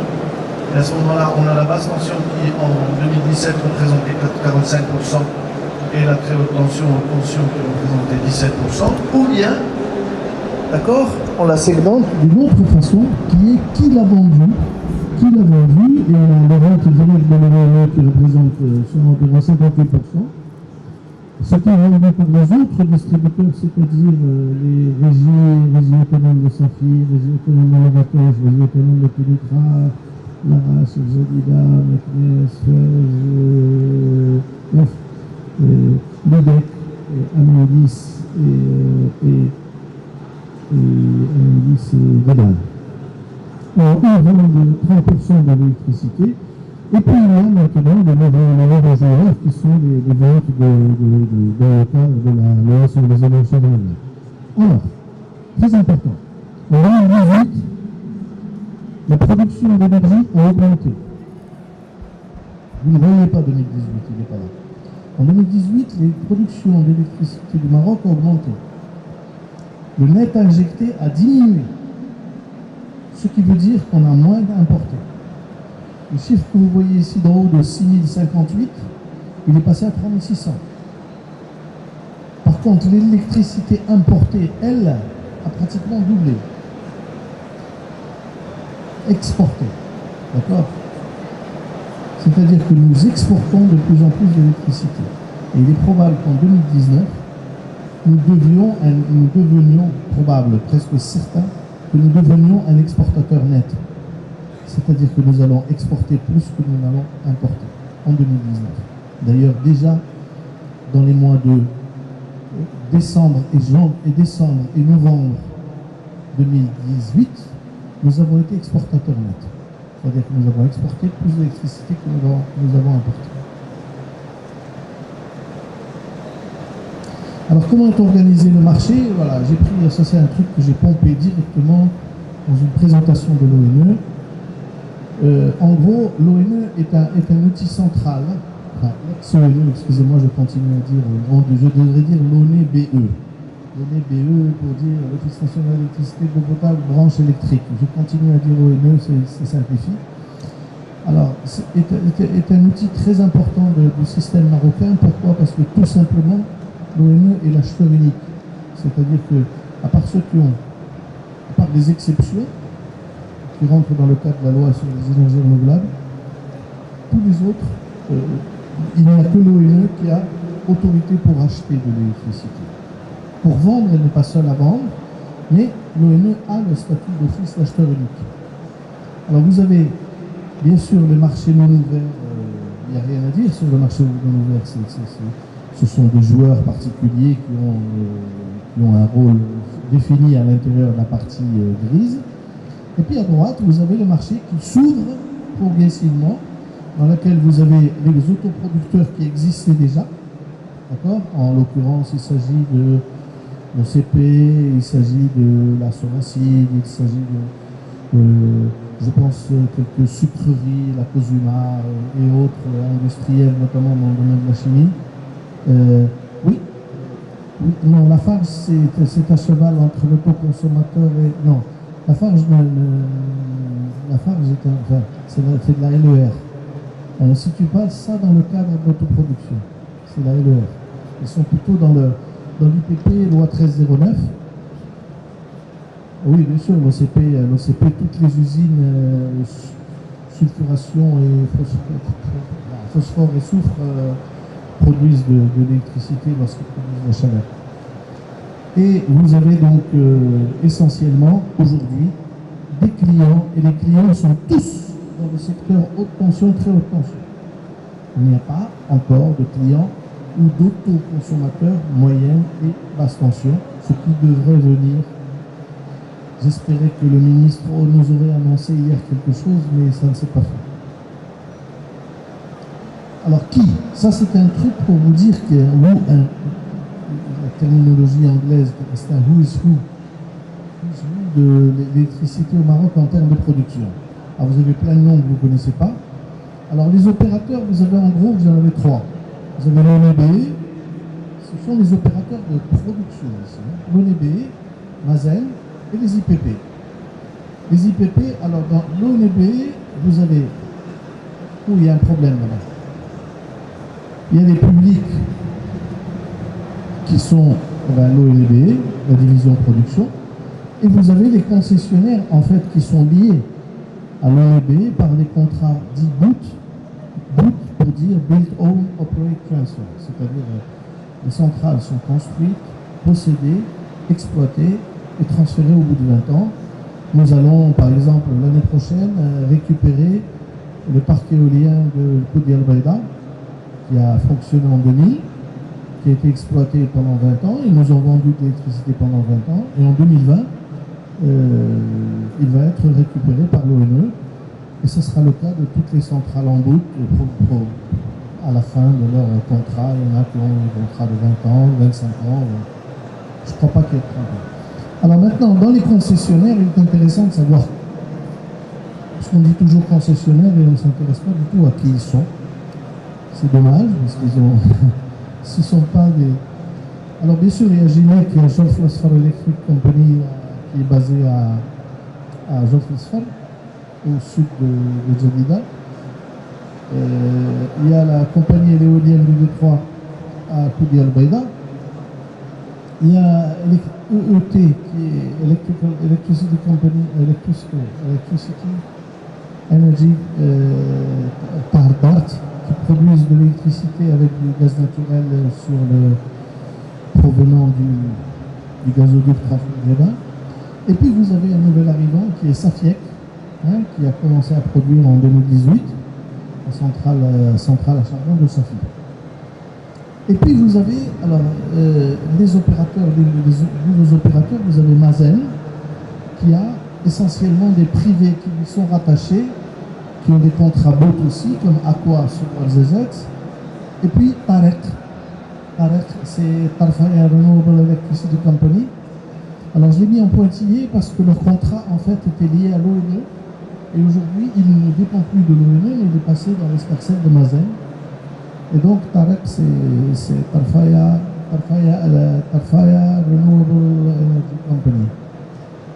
Et puis, il y a tous les fameux privés, j'en viens à ce que vous disiez, tous les privés IPP dans la phase, d'accord ? Bon, il y en a, on oublie souvent, une petite installation à Lyon qui appartient à CIMA, au ciment du Maroc, d'une dizaine de mégawatts. Il y a EEM. Alors EEM est en vert. Alors ce que vous voyez en vert tendre, ce sont des filiales. Il y en a beaucoup qui vont se dire mais où est Nareva là-dedans? Nareva est en fait la maison mère des trois verts tendres. C'est-à-dire que Nareva est la maison mère de Safiec, une joint venture, et c'est la maison mère de Tarek, et c'est la maison mère de EEM. Alors il y a aussi une autre société qui s'appelle APK, qui est un parc éolien à Aksasser, et puis la compagnie du vent qui a un parc éolien, je ne sais pas trop où ça se situe, ça s'appelle JHBK, je ne connais pas forcément tous les détails. Bien. Alors, cette fois, le marché, c'est-à-dire non pas qu'est-ce qui est produit, mais cette fois-ci qu'est-ce qui est vendu. Alors, si on le regarde en quantitatif, on obtient les trois graphiques en rouge, bleu et vert là-haut. On voit bien que le bleu et le vert se croisent. Ce qui veut dire qu'à un moment donné, l'électricité basse tension a dépassé l'électricité moyenne tension vendue dans ce pays. Et quand on le représente en termes de part de marché, on se trouve avec le graphique qui est en bas à droite, dans lequel on voit que les parts de marché de la basse tension étaient en 1980 autour de 28% et sont aujourd'hui au-dessus de 45%. La part de la moyenne tension, elle était plutôt à 48% dans les débuts des années 80 et elle est aujourd'hui passée à moins de 40%. Et puis la part de la partie haute tension est en train de baisser.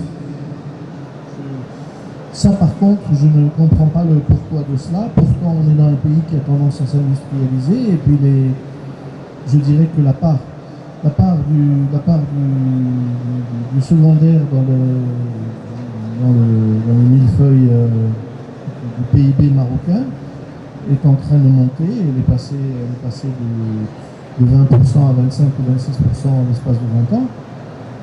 Et malgré ça, l'électricité haute tension a une part. Elle continue bien sûr à augmenter, mais elle a une part qui diminue. Cette fois-ci, alors on va voir maintenant, quand on a vu qu'est-ce qui est vendu, combien c'est vendu, qui la vend.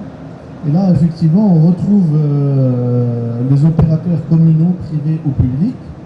Alors les publics, il y a l'ONEBE qui va vendre... on a dit 58% de l'électricité qui est vendue par l'ONE. Puis les opérateurs communaux, eux, vendent 30% et ce sont en fait la RADEMA, la RADEF, la FES, la RADEM, la RAC, la RADEJ, la RADEL, la RADES. Et puis il y a les privés, que sont la LIDEC, REDAL, Amendis, qui sont en Tanger.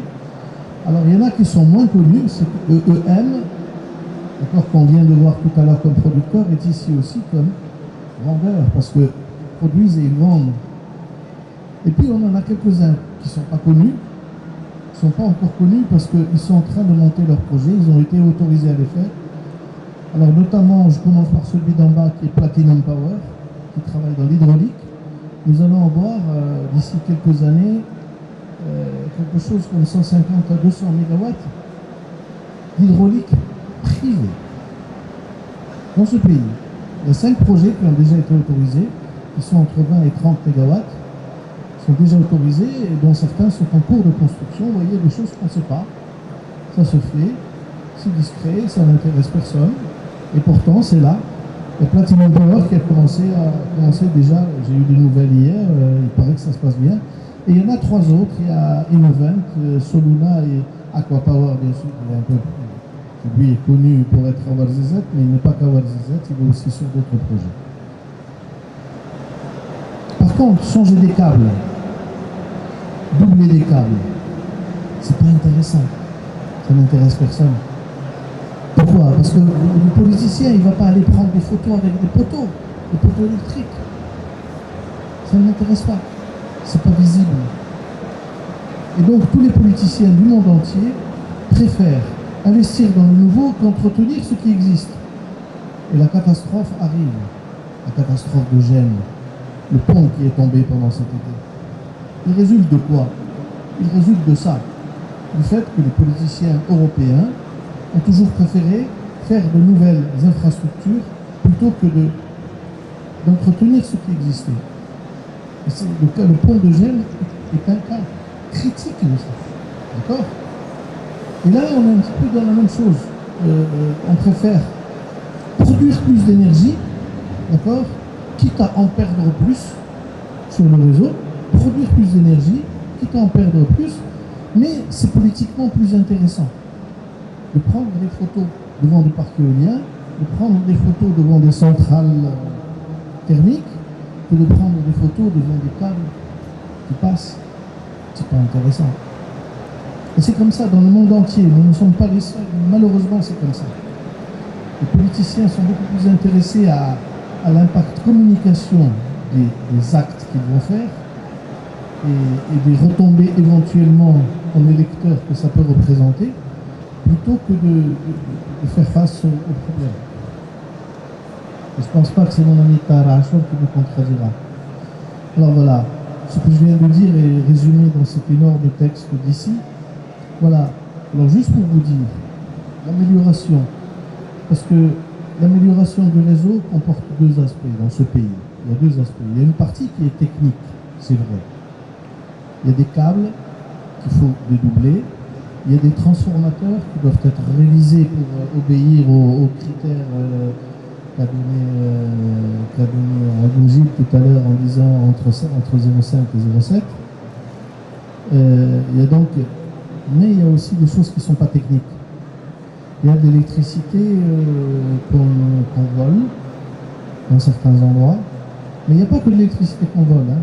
Il y a aussi certains politiciens qui ont des gros bras et qui disent à l'ONU et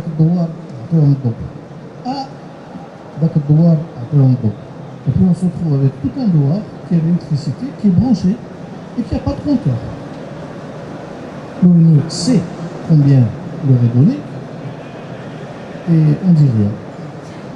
Et ceci, ça a commencé il y a très longtemps, et c'est un sport qui s'est accéléré après Rabi al-Arabi. Beaucoup de douars qu'on a calmés comme ça, on leur a donné l'électricité parce que l'électricité passait au-dessus de chez eux et ils ne voulaient pas payer les compteurs. Alors on leur a donné l'électricité. Voilà. Et puis continuent aujourd'hui à ne pas payer. Et je ne vous dis pas, hein, il y a une autre chose que tout le monde ne sait pas. Vous savez, quand on casse un bidonville, cette histoire de relogement des gens dans les bidonvilles, en général, lorsqu'on les reloge, on leur donne 5 ans d'électricité gratuitement. 5 ans d'électricité gratuitement. 5 ans d'électricité gratuitement. Vous passez dans ces villages-là, dans ces quartiers, les lumières sont allumées toute la journée, jour et nuit. On n'éteint pas, on ne paye pas. On n'éteint pas. Et qui paye? Personne. Si, tout le monde, en fait. Voilà, on leur donne 5 ans d'électricité gratuite, mais il n'y a pas une caisse qui paye ça. Non, non. On dit à l'opérateur d'électricité, donnez-leur l'électricité. Voilà. Et c'est à eux de se débrouiller avec ça. Et ça, ce sont des pertes non techniques. Ça fait partie de ce qu'on a. Alors bon, je vous passerai les détails sur certains aspects de la stratégie énergétique. Voici l'aspect, on va dire, institutionnel, qui sont les joueurs effectivement de la stratégie énergétique pour la partie électrique. Je ne parle pas de la partie efficacité énergétique. L'ONEBE qui existe depuis 1963, les régies communales qui existent depuis 1971, l'AME qui existe depuis 1982 ou 2016 selon le nom qu'on lui donne, Mazen qui existe depuis 2010, la SIE qui existe depuis 2011, l'IRESEN qui existe depuis 2011, le réseau des instituts d'Ifméré depuis 2012, et puis l'Agence sur la régulation de l'électricité, dont le rôle est très important dans la réglementation, dans la future libéralisation. Et en fait, vous voyez, M. Barbache a été nommé en août 2018. Waouh! Alors on a un pays qui a une réglementation, qui a une loi sur les énergies renouvelables depuis 2009. Nous sommes bien d'accord. Cette loi est révisée en 2005. On est bien d'accord. On a un pays qui est supposé se libéraliser depuis 2009. D'accord? Et on a une agence de réglementation créée en 2015 et son patron n'est nommé qu'en 2018. Et nous sommes en février 2019 et son patron n'a pas encore réuni toute l'équipe. C'est pas de sa faute, c'est pas la question. Hein. J'annonce des vérités qui sont malheureusement là. Vous voyez, donc il y a... Notre vrai ennemi, en fait, c'est ça. Le vrai ennemi du Marocain, c'est la montre. On l'a vu encore lors de ce séminaire, n'est-ce pas? Notre ennemi, c'est la montre. Nous ne savons pas ce que c'est que la montre, nous ne savons pas ce que c'est que le calendrier. On le voit encore là. Bien, les outils juridiques, je vous laisse étudier ça, regarder ça. Par contre, je rentre directement dans le vif du sujet. Alors, qu'est-ce qu'on a fait en 2008? En 2008, on a dit que la consommation d'électricité du Maroc, pardon, d'abord l'énergie. On a dit que s'il y avait un scénario disruptif, je vais parler de 2020, d'accord? Comme ça, on n'est pas... On va parler de 2020 et faire une étude comparative à 2020. On s'est dit que s'il y avait un scénario disruptif, on irait jusqu'à 33 millions de tonnes d'équivalent pétrole. Que si on avait un scénario de base, on irait à 26. Que s'il y avait un scénario efficacité énergétique, on irait à 25. La réalité, c'est que nous serons à peine à plus de 22-23 millions de tonnes d'équivalent pétrole.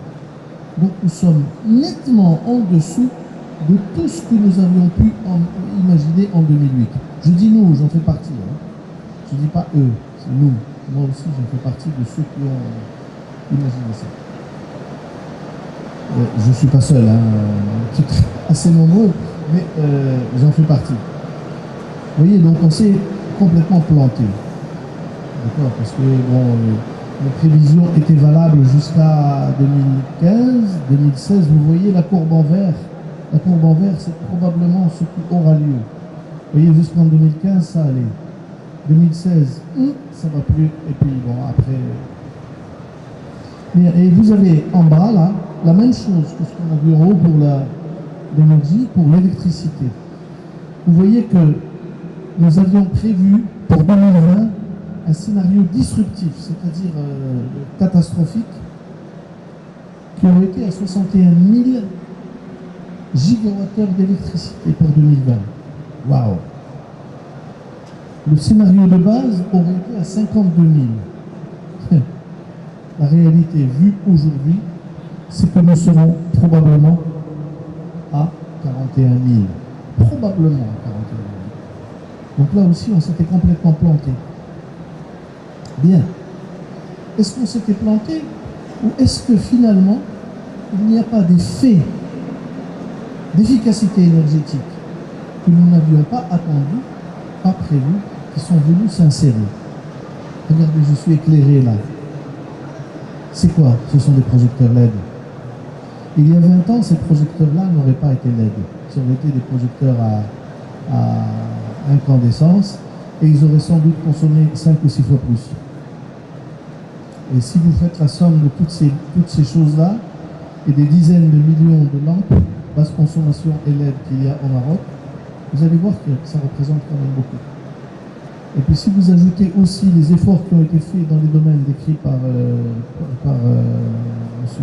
Berdei, vous allez voir qu'effectivement, dans le domaine des transferts, on a fait beaucoup d'efforts, dans le domaine des méthodes. Et puis finalement,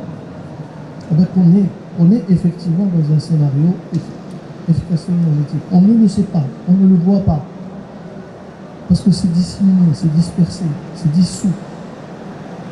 Et puis autre chose qui aide à ça, c'est que l'électricité au Maroc, le prix a augmenté 2014, 2015, 2016, 2017 et 2018.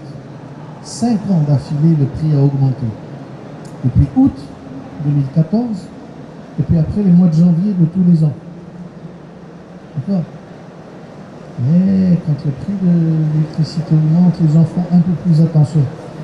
On ne le sait pas, mais il y a des gens qui font plus attention. Des gens pour qui la facture d'électricité est lourde, que ce soit des entreprises ou des particuliers, eh bien, ils finissent par faire attention.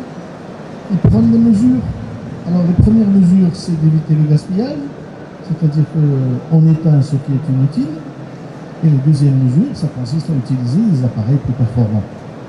Et finalement, nous sommes dans un scénario qui est dans une situation que nous n'avions pas prévue en 2008. Et les pointes de consommation, alors à gauche, vous avez le graphique qui nous sert à calculer les pointes en fonction de consommation d'énergie. C'est ce qui est à gauche. Et ce qui est à droite, ce sont les pointes en fonction du temps. Alors pareil, là aussi, regardez le super plantage qu'on a fait. Alors, je rappelle que nous étions ici, hein. Quand nous avons fait ces études, nous étions là. Alors, scénario disruptif, on était supposé partir à 10 000 MW de pointe en 2020. Scénario disruptif. Scénario de base, on était supposé partir à 8500 MW. La réalité de 2020, parce que 2020 c'est après-demain, nous sommes d'accord, hein, c'est pas loin, sera probablement à entre 6600 et 6800. Vous voyez qu'on était... Donc, tout ça pour vous dire que